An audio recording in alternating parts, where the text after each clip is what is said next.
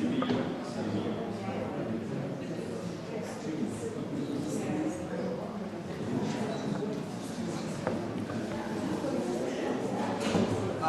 o să începem la timp, sper să fim punctuali, nu mai depinde de oficialități. Și ideea este că la 10:45 va veni autocarul să ne ia pauza, o vom face la Biblioteca Județeană Noi. A 10:45, the bus will be in the square to drive us to the county library, where will be the break. Le bus sera dans la place à 10h45 pour nous rendre pour le poste café à la bibliothèque par ici. The first presentation for today is Shawn Clankie, Professor Shawn Clankie from Otaru University of Commerce, Center for Language Studies, Japan. Okay, in the program you have a presentation in Romanian. The program exists in Romania. Okay, welcome. Thank you for coming to my presentation this morning. Can you all hear me okay? All right. I tend to walk around a lot as I'm talking, so I'm not going to use the mic. I'm just going to try to project as much as possible. I would encourage you to follow along with the handout. It provides a lot of the details of what I'm going to be talking about. I'm not going to work off of PowerPoint today. Okay. The subject of my topic today is brand name genericization. And I became involved in genericization, generic brand names, for example, Xerox and Kleenex, about 15 years ago. And I became interested in the subject through what were called trademark education campaigns that companies use to encourage or discourage editors and publishers from using their brand names generically in print. And they described it as misuse. I sort of, or like reappropriation as a better topic for that. And generic brand names, to me, are the best of the best. They've become household names. They're so common that we don't even recognize many of them as brand names anymore. And so, at the time I began doing this work, back in the late 90s, at the time, most of the information about brand names at that time was pretty scarce in linguistics. It was really just a handful of studies available at the time. And most of them suggested that the changes were random in brand names. We really can't account for why brand names were becoming generic. And I sat down and started working it out. And I think I can account for how brand names become generic, and that is basically what I'm going to be talking about today. I'll try to keep my talk to 20 minutes because we have 5 speakers, so I'm going to be going kind of fast, which is why the handout is quite helpful. Okay. With genericization, we need to look at the changes that occur in the brand names, and we need to try to account for why they occur. Okay? And I developed in my theory, I did a corpus study for my doctoral dissertation, and it was 100 brand names in the corpus that were believed to be generic. I used a 2-token test to represent each of those brand names to justify including them within the corpus. The 2 tokens were from unedited text, mostly from blogs, and blogs were quite popular in the late 90s at that time. The first thing we need to know, however, is that brand names function slightly differently than many other forms of language, in the sense that they have what's called proprietary right. Okay? They must be registered, and they must be registered in a particular format. Okay? Particularly if you want to do international business, because we need to maintain a similar line across languages. All right? So what we get with brand name registration is we get the brand name, which is registered as a proper adjective. And it's followed by a common class noun or noun phrase, which is representative of the semantic class to which it belongs. In this semantic class, for example, one of my favorite ones, Kleenex, okay, Kleenex brand tissues made by a company called Kimberly-Clark. Kleenex is the brand name Okay? Sometimes it becomes the company name as well, but in this case it doesn't because it's Kimberly-Clark. The common class noun phrase in this case would be tissues. Kleenex today, the company Kimberly-Clark makes a variety of products, but at the time Kleenex first started, and at the time it was becoming generic, really Kleenex only was making tissues. All right. So you have the proper adjective followed by the common class noun phrase. And what companies worry about, companies want this success. They want to be a household name, but they don't want their name to become generic, because then they can be stripped of that proprietary right and anyone can use the brand name for their company's product. Aspirin is a classic example of this. All right, aspirin is still in Canada, it's still a registered trademark, but in America it's already gone generic. It's been stripped of its proprietary protection. And many companies produce aspirin now, not just Baia Mare. Okay. Now, when I started developing the theory, I started working chronologically. What's going on with this? And the first hypothesis was that you have to have novelty. There has to be an innovation, or there has to be a technological advancement which warrants the brand name becoming generic. Because what the brand name does when it becomes generic is it represents, it moves over into the semantic class space. All right?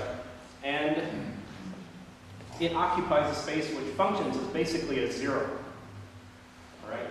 If you have, and if you remember Walkman, the Sony Walkman, when the Sony Walkman came out, okay, it was a device for listening to music. Okay? I can't remember what the semantic class is offhand for that.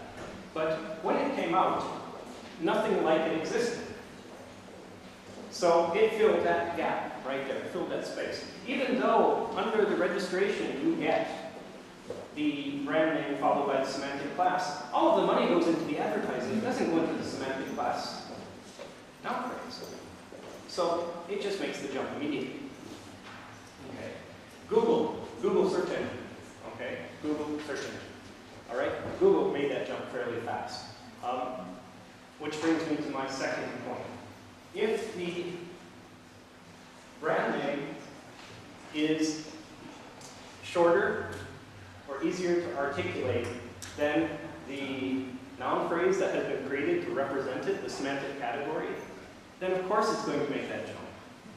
And the classic example that I like to use is the example of Velcro. You know what Velcro is, right? Velcro. All right. Can anyone tell me what the registered class for Velcro is? What did they register with the name Velcro? Velcro is a beautiful name. It's easy to say. Hook and loop fasteners. What a ridiculously long and silly name for that. No one is going to use that, of course. People are going to say Velcro, so you get that jump.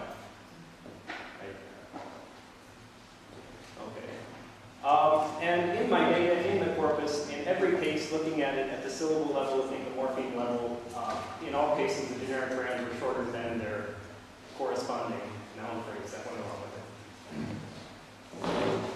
with it. The third hypothesis was that this was a regular series of changes, that this was not random. This was, we could actually look and show every step along the way of this change from a registered brand name specific in reference, representative of a product by a particular company, to the common class generic.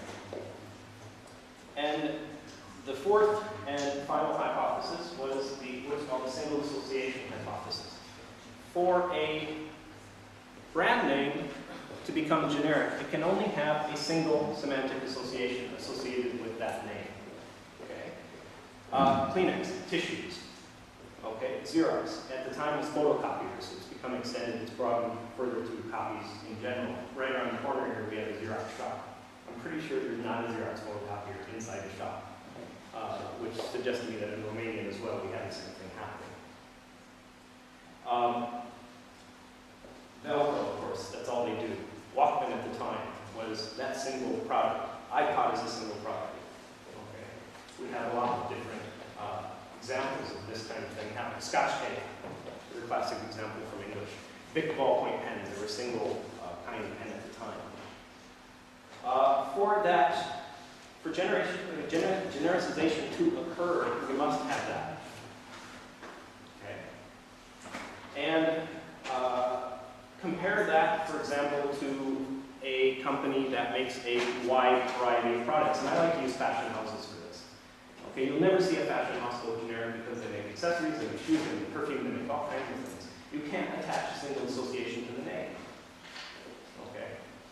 And so when genericization happens, you have this novelty issue, you have the length issue, and you have a single association to be made with that. Okay? So now, how exactly does genericization happen? Well, you have it in the program, so I hope you're following, take the opportunity to follow along a little bit in the program. But as I said before, we start with the proper adjective, which is specific in reference, and the common classifier, that's the registered brand. The first step we get to is ellipsis. We drop the common noun phrase at the bottom of it. And we're left with a proper noun, which is specific. Proper adjective to proper noun. We then get the majuscule loss. This is a clear sign in writing that we have a generic form happening. Once people start dropping the majuscule, they're not recognizing the brand anymore as a brand. They're recognizing it as just a word of the language. And even the courts have recognized this in the United States. There was a court case that referred to my work, recognizing the value that this actually adds to language by having these new words come into language. What we're left with is a common noun that is generic, that can be used attributively as an adjective, or in the case of an action, and there is a mistake in the handout. The bottom line that goes to the verb generic should be a hyphenated line. It only occurs in forms that can take an action and represent an action. Okay, to Xerox, to Google. There has to be an action representable there for it to go down to the last level, which is the verb level. Okay, which is on your handout. Now, how does this differ from? I want to keep track of the time, so I stay on top. Okay. Now, how does this differ in speech? Obviously, in speech, we can't see the majuscule drop. So how do we know a form has become generic? Well, we know it through context.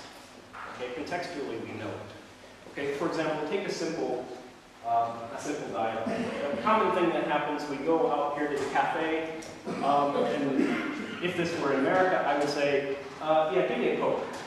And the woman might come back, Pepsi okay? Yeah, anything fine. Okay? I'm using it clearly as a generic. Okay? Coke is a generic in English. Most people don't really have a preference between Coke and Pepsi, or any of the alternatives that we have. So we can see it through the context. And the only difference between the charts in the handout, in the program, and between writing and speaking is this issue of the majuscule loss versus the context issue. Okay. And that's basically what happens. And in the corpus, as I said, the corpus was made up of 100 brand names that were believed to be generic. I used a 2-token test to represent those, and actually it took 3 tries to create the corpus. It was quite difficult to do. But in the corpus, 99 of the 100 brand names that were shown to be generic followed this particular pattern. Okay? Each one could be shown. Could be shown to do that. There was one brand name, a single brand name, which was an anomaly. And the brand name was Dayglow. Okay? And the reason it was an anomaly because we didn't have a common noun generic form for it. We don't say in English, there was a Dayglow something. Okay? We're missing that form. Now, there are 2 ways to explain this. One way is to say, well, maybe the theory is wrong. But having a background in linguistics, we know about the issue of productivity. Especially in noun classes. Noun classes are very, very productive. Okay? And because we know about this productivity issue, just because something doesn't exist at this point in time doesn't mean that it can't exist in the future if it's grammatical. And if it would be acceptable to a native speaker. And both of those qualifiers are met. So that was how I justified the 100 example in the corpus. Okay? And Google is functioning in the same way right now. Okay, Google is functioning like Dayglow so far. Okay? So we have a nice verb form, but we don't have really a very good common noun form. At least not in English, that I know of. Okay. So, that is the essence of the theory of genericization, and how the hypotheses behind genericization. As I said to you before, companies really, really like this to happen, but they don't like it to happen to the extent that they're stripped of their proprietary right to use the name. Obviously, the more it slips off people's tongues, the more they're going to sell and the more profits they're going to make. Okay. Now, I'm drawing near my conclusion now. I'm going to keep very close to the time. Okay, we're at 15 minutes right now. I've got 5 minutes left. The theory came out in the book in 2002, and it's been about 10 years I've been going back and forth looking at the theory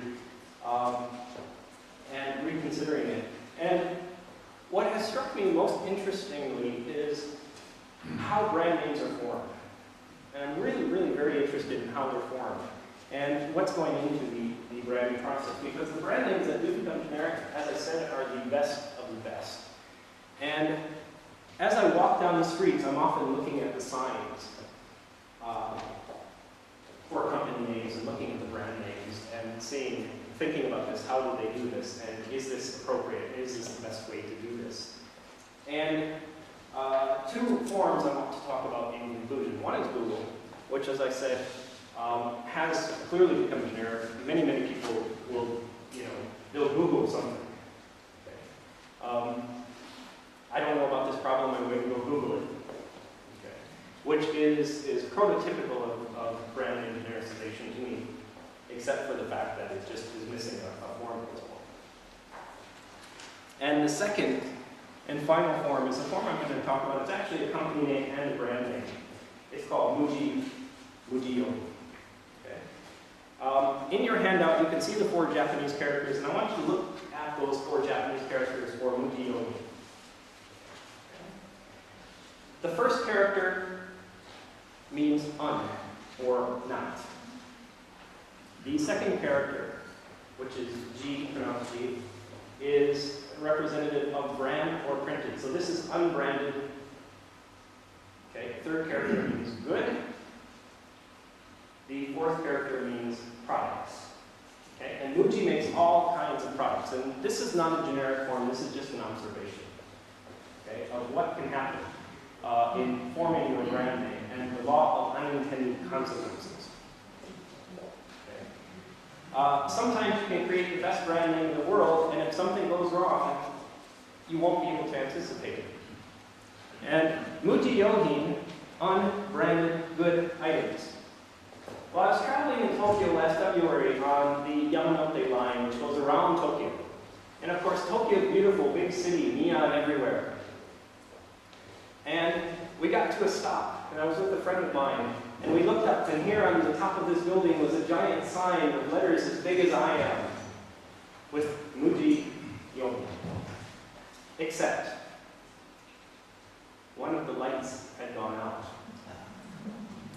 And so instead of Muji-Yohin, you had Mu-Yohin, which becomes not unbranded good items, but this becomes a negator, and it becomes not good items.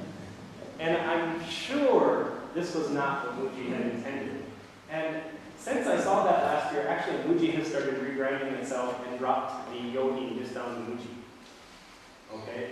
But this old sign was beautiful, and I wish I had taken a picture of it. I truly do, because it was beautiful to see.